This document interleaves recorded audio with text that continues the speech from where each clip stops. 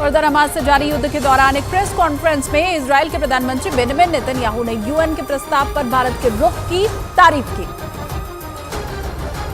Press conference के दौरान news 18 India ने इजराइल के प्रधानमंत्री बेंजामिन नेतन्याहू से सवाल किया कि आप संयुक्त राष्ट्र के हालिया प्रस्ताव पर भारत के रुख को कैसे देखते हैं। इस पर नेतन्याहू ने कहा कि ऐसे हॉरर को भारत समेत कोई भी सिविलाइज्ड देश बर्दाश्त नहीं करेगा।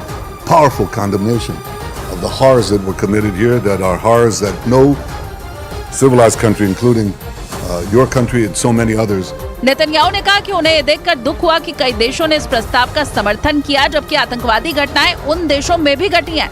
इसलिए उन देशों को भी प्रस्ताव की कड़ी निंदा करनी चाहिए। बड़ी बात है कि भारत ने भी प्रस्ताव का समर्थन न करने के पीछे सबसे बड़ी वजह आतंकवाद को ही बताया था, जिसकी तलाश में इजराइल की खुफिया एजेंसियां दिन रात जुटी हैं। इस्माइल हनिया के अलावा इजराइल को हमास का लादेन माने जाने वाले यहिया सिनवार की भी तलाश है।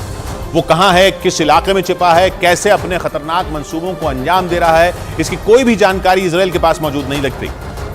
हालांकि इजराइल की खुफिया एजेंसी मोसाद यहिया सिनवार की तलाश में एड़ी चोटी का जोर लगा चुकी है, लेकिन इसके बाद भी सिनवार का एक भी सुराग इजराइल की खुफिया एजेंसियों के पास नहीं है। यहिया सिनवार 1962 में दक्षिणी गाजा पट्टी के खान यूनिस शहर में पैदा हुआ था और उसे 1980 में गाजा का सुरक्षा प्रमुख बना दिया गया था। सिनवार करीब 24 साल तक इजराइल की जेल में बंद रहा था, लेकिन 2011 में हमास ने इजरायली सेना के एक सैनिक के बदले उसे जेल से रिहा करा लिया था और रिहाई के बाद से ही यहिया सिनवार इजराइल के लिए चुनौती बन गया था। 2015 में अमेरिका समेत कई पश्चिमी देशों ने उसे आतंकी घोषित कर दिया। क्रूरता और बर्बरता का आरोप लगाते हुए इजराइल की सेना उसे खान यूनिस का कसाई कहती है।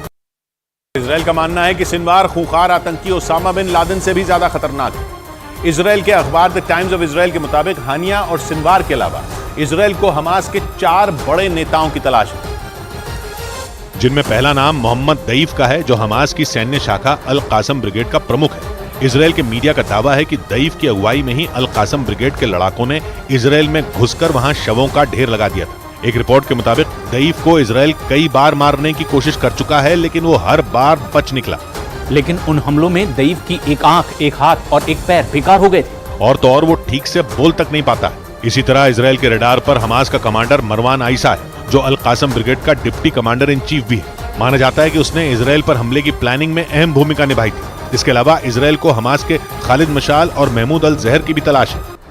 उधर इजराइल के तेल अवीव में बंधकों की रिहाई के लिए उनके परिवार वालों ने प्रदर्शन किया। 7 अक्टूबर को इजराइल पर हमले के दौरान हमास के लड़ाकों ने 200 से ज्यादा लोगों को बंधक बना लिया था और उन बंधकों को छुड़ाने की मांग करते हुए उनके परिजनों और जानने वालों ने तेल अवीव में प्रदर्शन किया। इस दौरान वो हाथों में बंधक बनाए गए अपने लोगों की तस्वीरें लिए दिखाई दिए। बंधकों के परिवार वालों ने नेतन्याहू सरकार से मांग की कि वो अगवा किए गए लोगों को फौरन हमास की कैद से रिहा करवाएं। I demand them to bring them back now, not tomorrow, not the day after tomorrow. प्रदर्शन कर रहे लोगों ने इजराइल की सरकार और हमास के बीच बातचीत कर कोई समाधान निकालने की भी अपील की।